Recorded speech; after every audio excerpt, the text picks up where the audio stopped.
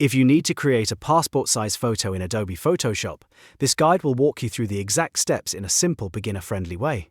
Whether you need it for printing, official documents, or just to prepare a photo correctly, Photoshop makes the process fast and accurate once you know the right settings. In this video, I'll show you how to set the correct size, crop the image properly, clean up the background if needed, and add a subtle cutting guide for printing.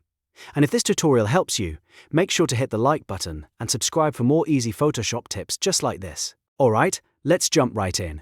First, open your portrait photo in Adobe Photoshop. Once your image is open, go over to the left toolbar and select the crop tool, or simply press C on your keyboard. Now look at the top options bar. You'll want to change the first drop-down menu from ratio to W/HX resolution, which stands for width, height, and resolution. This is important because it lets Photoshop create a passport-ready crop with exact print dimensions instead of just a loose crop shape. In the width box, enter 2 inches. In the height box, enter 2 inches. And in the resolution box, enter 300 pixels per inch. That 300 resolution is crucial because it keeps your photo sharp, clean, and professional when printed.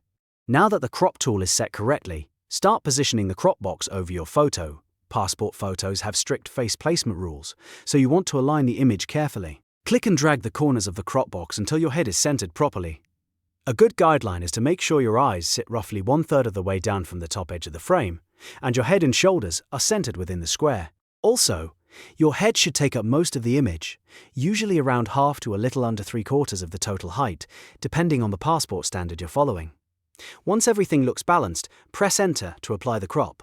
At this point, your photo should already be the correct passport size.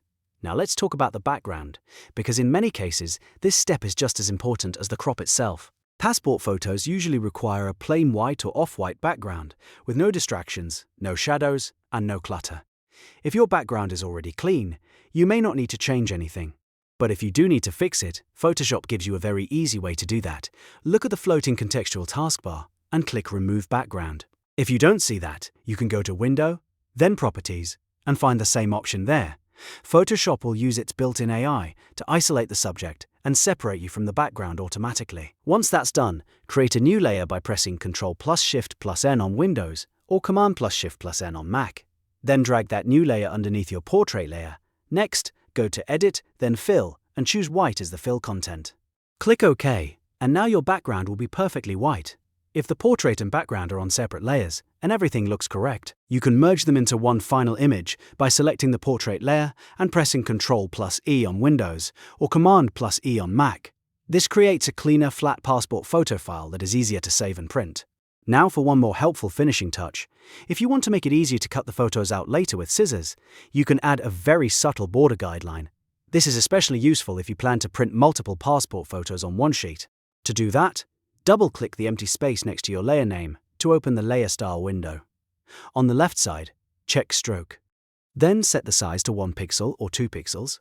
Keep the position on Inside and choose a very light grey color instead of a bold black outline. Click OK, and now you have a neat cutting guide that won't distract from the photo itself. After that, you're basically done. You've created a clean, properly sized passport photo in Photoshop that's ready to save and print. You can now export it as a JPEG or print it on a photo sheet depending on what you need. If you want, you can also place multiple copies on a larger canvas later for easier printing. But the core passport image is now complete. If this video helped you, please give it a like, subscribe to the channel, and turn on notifications so you don't miss the next Photoshop tutorial. Thanks for watching, and I'll see you in the next one.